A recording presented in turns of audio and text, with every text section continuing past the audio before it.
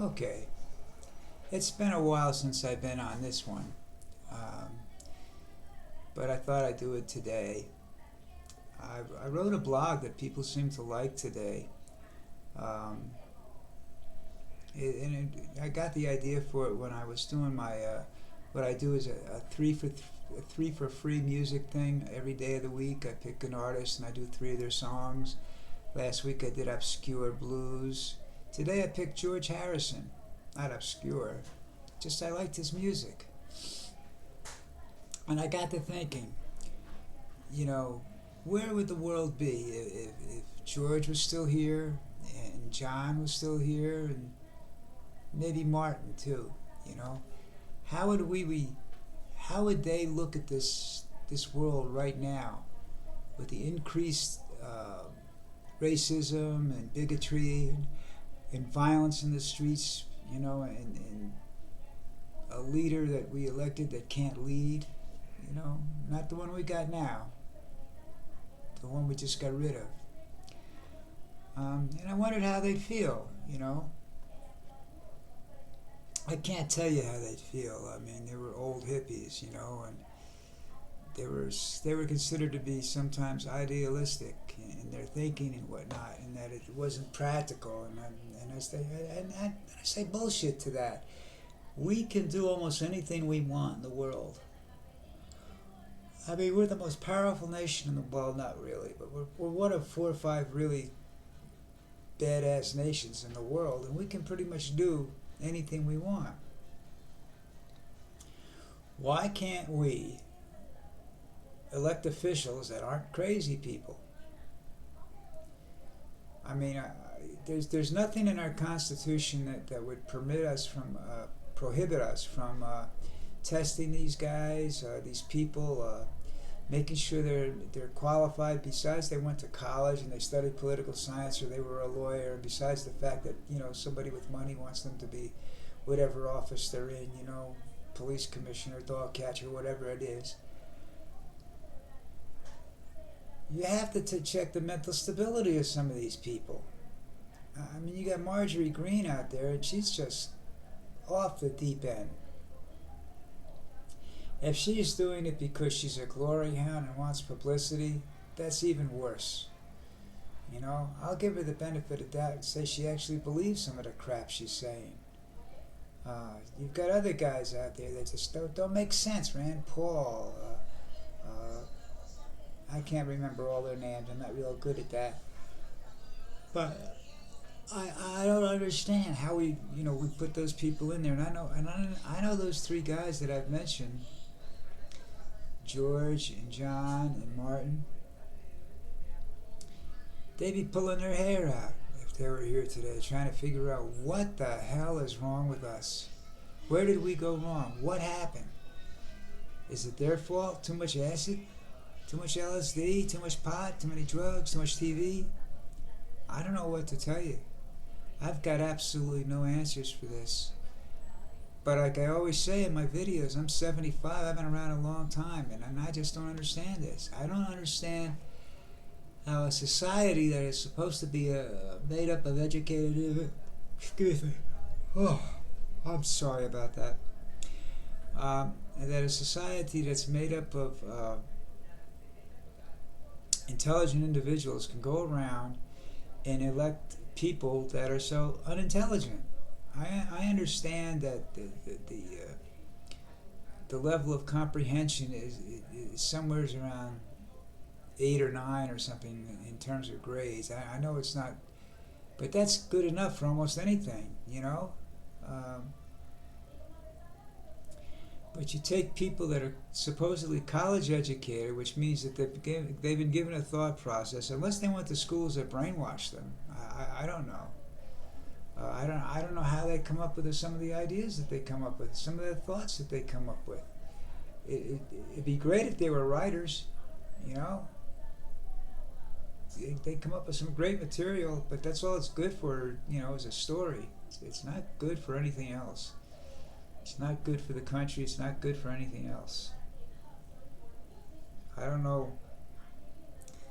I really don't know how to, answer some of the questions that people ask when you start talking about this. I mean, I have people down here, they expect to get corrupt individuals elected down here. I mean, it's just part of life, you know. But I look around and I say, I don't see America's problem as being corrupt people. I see America's problem. I'm bleeding. Hold on a sec. I see it. I see it as a mental issue. I mean, you know, it's not a corruption issue. It's a I don't know what to call it. It can't be an education issue. They have education. Where did they go wrong? I mean, how do adults? I can see teenagers coming up with these ideas, kids coming up with these ideas. It's fantasy. You know, kids love fantasy.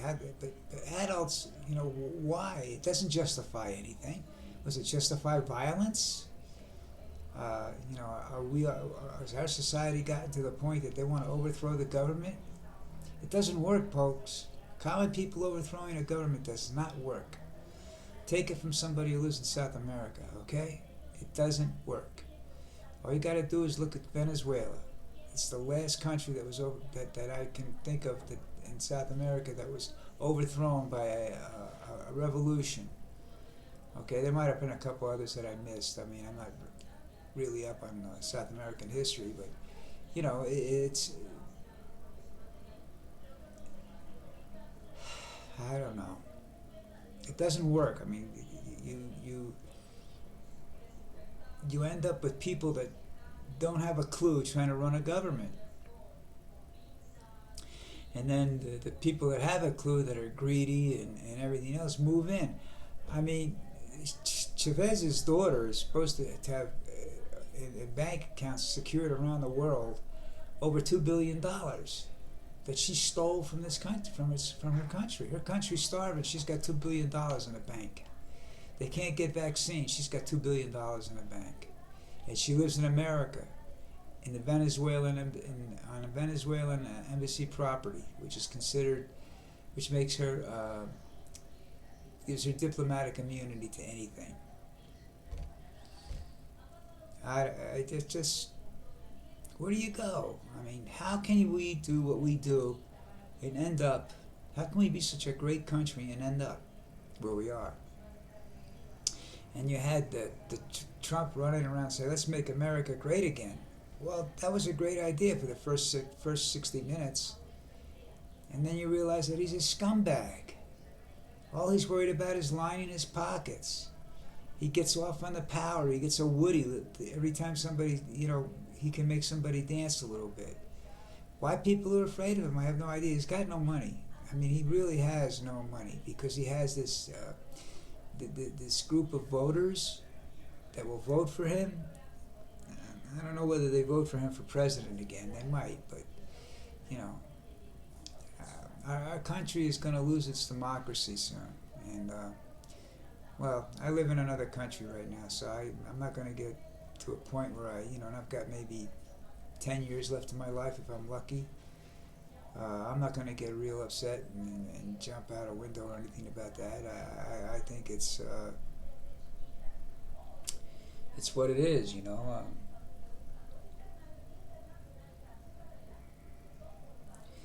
But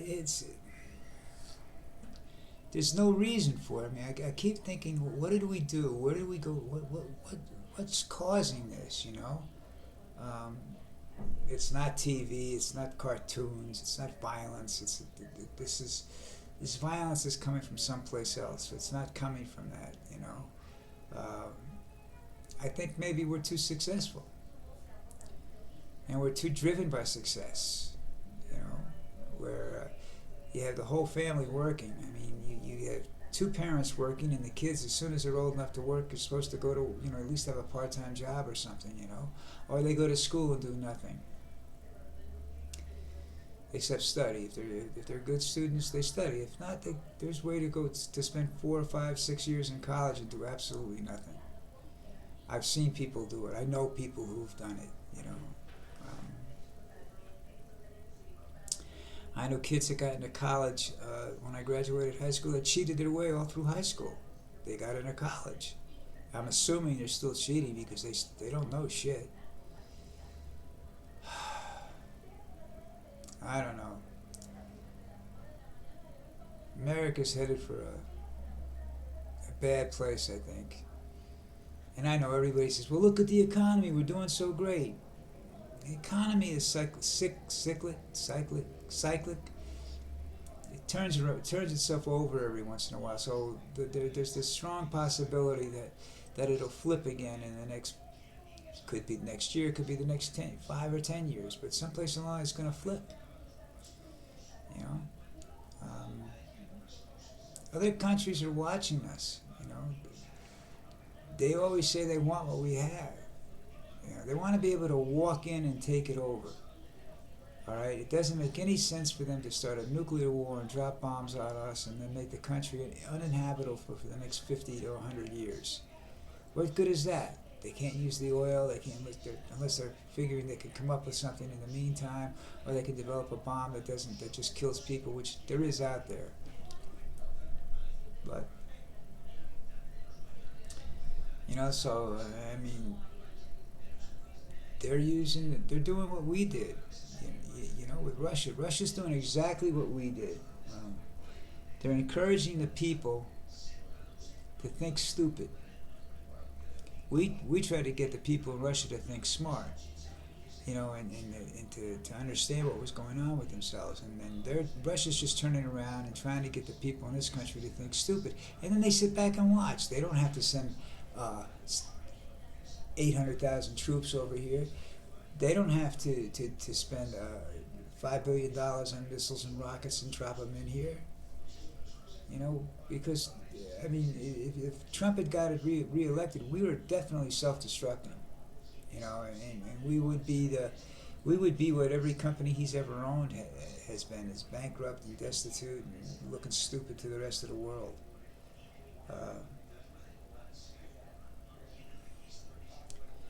You know, the reason he admired Putin and he admires Kim and a couple other people is not because they run such. It's because of the way the people respond to them. He thinks that those people love him, love them. You know, that those leaders are so respected and whatnot that they love them. They fear for their lives. They know if they don't stand up and applaud at a certain moment, you know, when they go to work the next day, they're gonna find out they don't have a job, a house. Maybe they'll end up in jail to be re-educated. Here, you know, he wants that. That's what he wants. He wants absolute authority because he thinks he's smarter than everybody else in the room, and he thinks he knows what's right. And how did we get there? You know. I understand the point that the founding fathers didn't believe that the average individual, if they were to vote en masse, could collectively pick a government or a leader. That we needed senators and stuff from each state and whatnot. That they needed this to be able to get opinions and formulate compromise rather than have dictatorship. But thinking that people are stupid, well, obviously they're proving it right now. I mean, QAnon and all those people, they're actually proving how stupid they think the world is. And they think that the government is, and that we are, you know, because they have these stories out there. Trump believes everybody's stupid. Everybody's dumb. They'll believe whatever he tells them. There's somebody said, and I don't know who it is, was a politician or a philosopher or what, but they said, if you keep telling a lie over and over again, people will start to believe it. And that's basically what happened. You take a bunch of people that are desperate for an answer to their problems, and you keep lying to them, and eventually they say, okay, that's got to be the truth. He tells the truth. No, he doesn't. I don't think Trump knows what the truth is. I don't think he's ever known it. I don't think any politician is 100% truthful with the rest of the world, you know? Compromise that they do in there, sometimes it works out good for everybody, sometimes it doesn't. But when you say they need to compromise, they take a bill And they sit there and they put a little bunch of little things on the end of it called riders, and the next thing you know, you're screwed. And people get tired of that. People say, wait a minute, we voted for this law, we supported this law, how come we're screwed now? Where did this come from? How can that be? How can we not have what we wanted? Or how did we lose what we had without, voting on it or somehow? You voted on it, you just didn't realize it was attached to something else that you wanted. And that they voted against it. You have presidential proclamations. He sits there and tears down all the environmental laws. Now you've got restricted areas being mined and pumped for oil and fragged or whatever, and it's just stupid. And that's what scares me, is the level of stupidity in the world, and the lack of caring, of empathy. That's why I say I miss John and I miss George and I miss Martin. They had empathy. That's an emotion that doesn't exist anymore, And half the politicians in Washington, anyhow, I think Biden and Harris, Kamala Harris, are very empathetic to people and whatnot, and I think, they care. But I don't know. It's like things get lost. The American Indian is lost. People sit there and scream about black people, and the Indians can scream back at black people and ask for reparations, because the black people were the Buffalo Soldiers that did most of the hunting and chasing of the Indians across the plains. They think it was Custer. It wasn't. Custer just lost the big battles. But all the bullshit work was done by the Buffalo Soldiers. But you have Indians out there that are living in poverty. I forget where it is. It's in Colorado. I don't know, Dakota. I think it's a Lakota reservation. It is the poorest. The city around, the area surrounding it is the poorest in the United States. And Dakotas are the South Dakota, North Dakota, whichever one it's in, they're fairly rich states. They have a lot going for them. But we don't. The American Indian doesn't see any of that. I think that if John and Yoko and George and Martin were around now, I think the American Indian would be better off. Black people might be better off. Latinos would be better off. But we have a government we had a government of hate for 4 years, and they're turning around and they've made the Asian community, the Orientals and whatnot, and the Asian community targets because of the virus. They didn't have anything to do with it, the ones that live here. They get sick just like they're getting sick just like everybody else. I'm not sure that this was a virus that I think their government definitely was working on and everything, but I think what happened was it escaped. I don't think it was meant to be I think it was meant to be stored as a weapon for future use, but it escaped, and it killed people, it killed thousands of people in their own country. That's not what they wanted. That's just not, it turned out not to be what they wanted. So they sit around and try to figure out what's going on. We sit over here and we try to figure out what's going on, and I have no idea. I sit here and I say to myself, I know I seem like an old man that's rambling right now, but I sit here and I think, I said, if you listen to John Lennon and George Harrison and whatnot, and they sang songs like "Give Peace a Chance." All we want to do is give peace a chance. And we've never done that. We've never given peace a chance. We're always contentious. We're always looking for the next battle over the hill. They're pulling us out of Afghanistan, which we should have done when they finally killed bin Laden, who wasn't in Afghanistan when they killed him. He was in Pakistan. I think that country is so backward that they haven't got the facilities to mount an attack against anybody. Their big claim to fame is the Golden Triangle. or iron triangle, depending on how you classify it. It's the opium trade. They control it. And that's a huge, huge amount of money. Because heroin's making a comeback. And that's what they want. They want heroin to make a comeback. The hell with cocaine, It's like the Latinos aren't going to get bent out of shape if cocaine goes away because they've got meth, which is nasty, smelly, goofy, dangerous stuff to make, but they've got meth. Oh, I'm sorry about that. A lot of dust in my room. I should dust it one of these days. But it's only been 5 years. Anyway, well,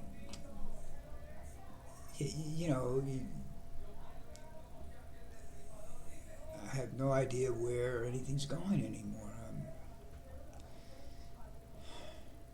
Why don't we try peace? Why don't we try? The saying, why can't we just all get along? That's a very true statement. Why can't we just get along? What's the reason? What's keeping us apart besides economic stature and whatnot? And that can be handled very easily. That's not a major stumbling stone. It's only a major stumbling stone because you have greed at the top. You have Jeff Bezos and Bill Gates. Well, Bill Gates sits around now and just becomes richer. Bezos is the same thing. I think he's finally out of Amazon. I think he retired, and he sits around and just sits around, does nothing, gets richer and richer and richer. And how rich can you be? What are you going to do with all that money? Ask Bill Gates. What's he going to do with all that money? Billions and billions and billions of dollars. As much as our country has, and what are they going to do with it? We know Trump doesn't have it. We know guys like Trump don't have it and pretend they have it. But the guys that have it, what are they going to do with it? Well, Bill Gates says, I give this to charity every year. He gives it to charity to cover the taxes on the interest he makes every year. Okay? I'm sure it's part of it's out of the goodness of his heart, but trust me, he's making money on it, and he doesn't care what's done with the money. He gives it to what is considered a reputable charity. In a reputable charity, the Cancer Society of America is a reputable charity. And 95 cents out of every dollar you give to them goes towards people's salaries and fundraising and advertising and what they call awareness, and 5 cents goes to research. How the hell is that caring? John Lennon knew those things, knew that. George Harrison knew that. George Harrison, if he hadn't gotten sick and hadn't decided to become somewhat of a hermit late in life, he had a voice. He had ideas.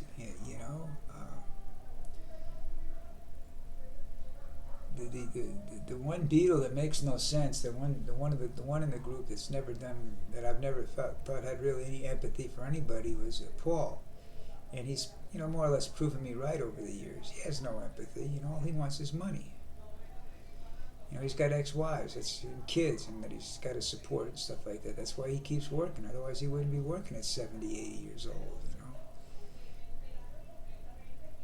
I just wish John and George were here, and Martin.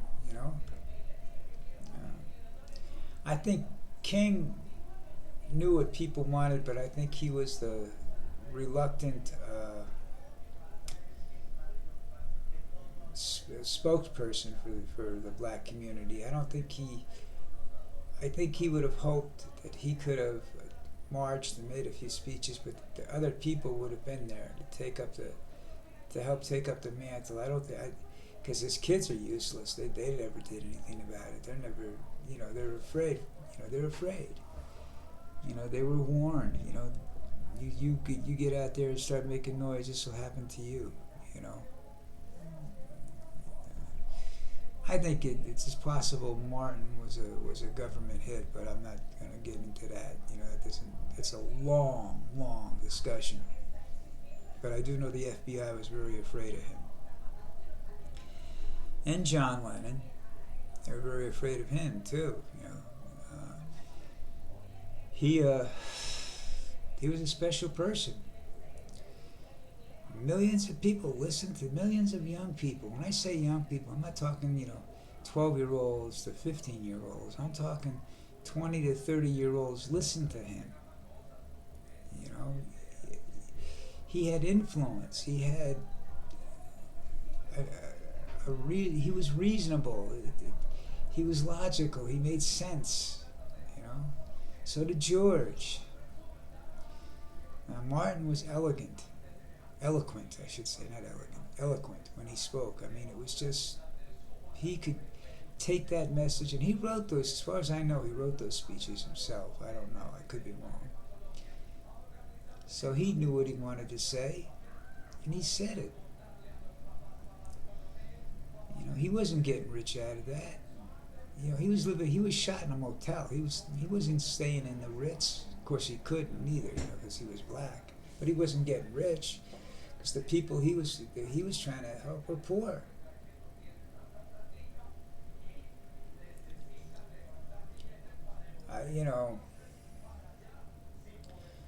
George went out and did a huge concert for Bangladesh. And John did peace concerts and whatnot at the end. I mean, these guys used their talent to try to use it for good.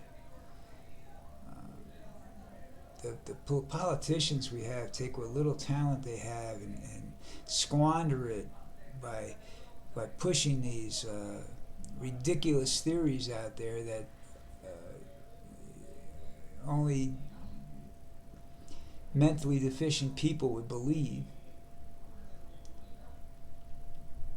I get a lot of comments from people I know. I have a couple of people on the internet that were Trump fans and still think Trump's a great president. And the problem I have with them is that if I take a real close look at them, I realize how racist they are. And how anti-immigrant they are. One of them's an immigrant. I mean, a recent immigrant, and he sits there and I don't know, it doesn't make sense to me. It's a crazy world. I mean, I can understand kids dropping out of it, because it's just doesn't make any sense. There's no what's the term I'm trying to think of here? There's no light at the end of the tunnel. Even now with Joe Biden as president and Kamala Harris, the threat is still there from these whack jobs. And it's not just Republicans. There are Democrats that are just as crazy. I went back and I tried to tell people about. You remember? The end of segregation. Who were the governors in the southern states? They were Democrats. They weren't Republicans. They were the biggest racists of all. I mean, they used the National Guard and everything against the black people. So you can't blame Republicans for it. It's people, not Republicans, not Democrats. People. When you tell people that hate Republicans, when you sit down and you tell them that story, they'll tell you, well, I'm an independent. No, you're not. I claim to be an independent, but I'm sure some of my views come across as more democratic than Republican, rather than being trying to be totally independent, and what have you on issues. Well, look, I'm losing my voice. It's been nice. I'll try to get back more often with these videos that I post. Because then I move them around, I send them everywhere, Twitter, and everything, see what happens, Listen, everybody, watch out for each other, take care. That virus is still kicking ass, especially down here. So everybody take care, and we'll talk again real soon.